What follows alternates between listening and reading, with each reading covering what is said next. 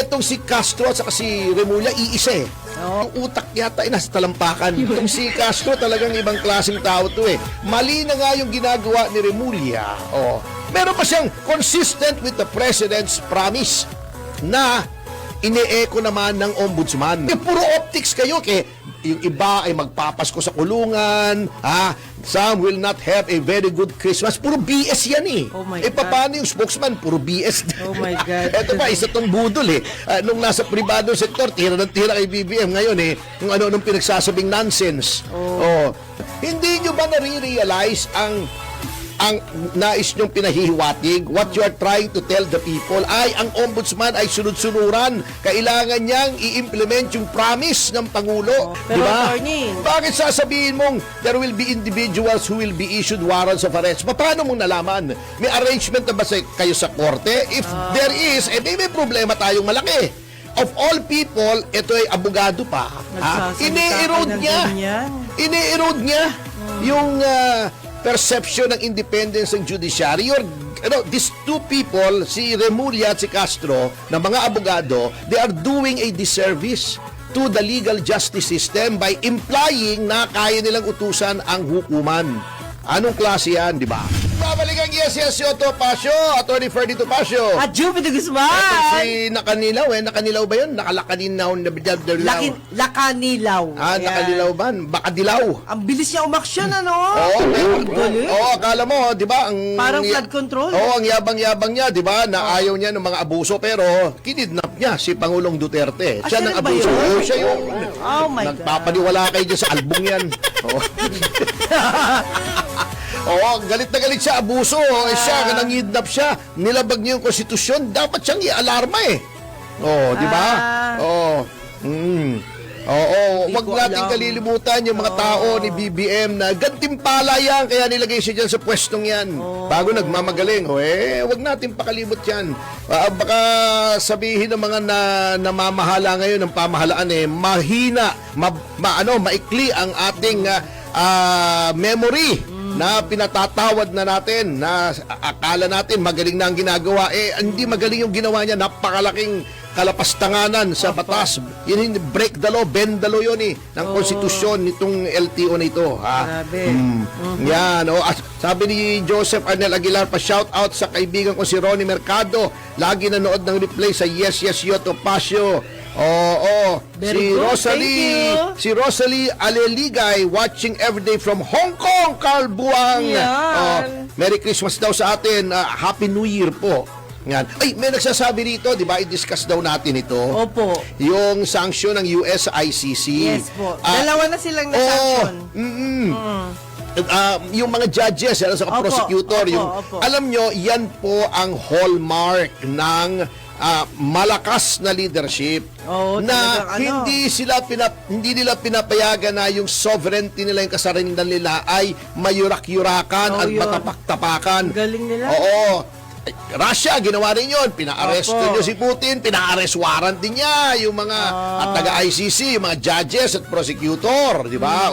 Ganyan po ang matibay na leader. Tayo, dating presidente, ibinibigay pa natin. Umalis na nga tayo sa Rome Statute, pilit pa rin nating pinapapasok sila at sinisira ang ating sovereignty. Bago yung mga ibang ulalo, tila tuwang-tuwa pa sila. Hindi nila naiisip yun eh. Kaya yung kahihiyan ng Pilipinas ang ginagawa ninyo. Biruin nyo, yung mga sinasabi natin, di ba? Yung mga Pilipino na convicted na sa ibang bansa, pilit nating ibinabalik dito. Ginagastosan bago yung dating Pangulo meron namang hukuman dito. Sabihin nyo nagkasala, dito nyo litisin. Pinabayaan nyo yung mga foreigners na litisin yung kababayan natin. Tapos binabayaran pa nila. Bago tatakutin nyo pa itong si Bato ngayon. Senador, i-hand over mo sa ICC. Anong klaseng gobyerno ito? Pinamimigay mo yung mga mamamayan natin, samantalang ang Amerika may batas, pag kinuha ng ICC ang aming mamamayan, So, papasok yung armed forces namin sa bansa nyo at kukunin niya ng sapilitan sa ayon yun sa gusto nyo. Ipagtatanggol. Kaya hiya po talaga tayo. Kaya, ang nakikita yan ng China, wala kayong kwenta pala eh. Hindi nyo kaya ipagtanggol. Di ibubuli namin kayo. Oo nga. Bago, Nakakaawa tayo. yung ano nyo pa, yung defense secretary nyo pa, Aso, Maltese eh. No. Di ba ako may Maltese din eh, ang pangalan Noy Noy eh. Oh. Ay, grabe. Katulad ito ito ba naman ito, hindi ko maintindihan talaga itong pamahalang ito. Kung saan kumukuha ng hinuhugot, yung utak yata ay nasa talampakan. Etong si Castro at saka si Remulla, iisa eh. Oo. Bakit ba sinasabi nilang, bago magpasko may maaresto na? No. Hawak nyo ba talaga ang korte? Ngayon, kung sinasabi nyo yan, Sila very na, dangerous yan. Pinalalabas yung hawak yung hukuman na pwede yung utusan. Nasaan ang nangyari sa separation of powers, sa judicial na. independence? Kayo, ang pwede lang, etong si Castro talagang ibang klaseng tao to eh. Mali na nga yung ginagawa ni Remulla. Meron pa siyang consistent with the President's promise na ine-echo naman ng ombudsman. Hindi nyo ba nare-realize ang nais nyong pinahihiwatig? What you are trying to tell the people ay ang ombudsman ay sunod-sunuran. Kailangan niyang i-implement yung promise ng Pangulo na bago. Kayo puro optics kayo. Yung iba ay magpapasko sa kulungan. Some will not have a very good Christmas. Puro BS yan eh. Oh my God. Paano yung spokesman? Puro BS din. Oh my God. Ito ba, isa tong budol eh. Nung nasa pribadong sektor, tira ng tira kay BBM. Ngayon eh, kung ano-anong pinagsasabing nonsense. Pero Diba? attorney, Bakit sasabihin mong there will be individuals who will be issued warrants of arrest? Paano mong nalaman? May arrangement na ba kayo sa korte? If there is, may problema tayong malaki. Of all people, ito ay abogado pa.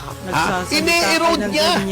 Ini-erode niya yung perception ng independence ng judiciary. These two people, si Remulla at si Castro, na mga abogado, they are doing a disservice to the legal justice system by implying na kaya nilang utusan ang hukuman.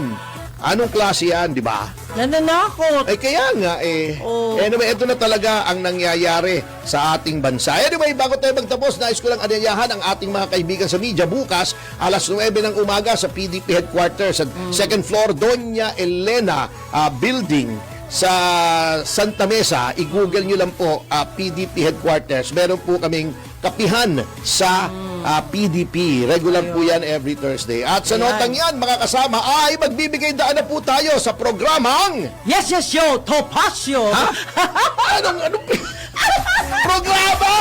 Senyor, balita! With Senyor Ray Pacheco! Ang news mo ito sa Atty. Ferdy, Mr.